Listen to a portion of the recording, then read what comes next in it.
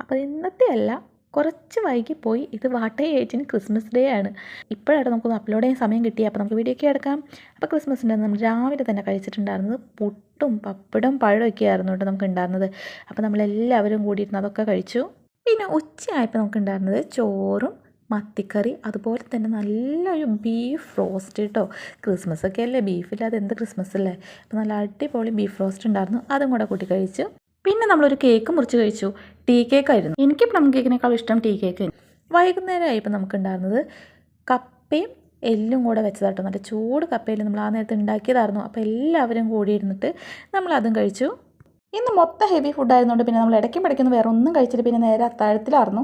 അത്താഴത്തിനായിട്ടുണ്ടായിരുന്നു ഉച്ചയ്ക്ക് വെച്ച മീൻ കറിയും മീൻ വറുത്തതും, അതുപോലെ നമ്മുടെ ബീഫ് റോസ്റ്റ്. അതൊന്നും കൂടെ ചൂടായി കഴിയുമ്പോൾ എൻ്റെ പൊന്നു എന്താ ഒരു ടേസ്റ്റ്, അയ്യോ. അപ്പോൾ ഇത്രയ്ക്കൊക്കെയാണ് നമുക്ക് ക്രിസ്മസ് ദിനത്തിൽ കഴിക്കാനായിട്ടുണ്ടായിരുന്നത്.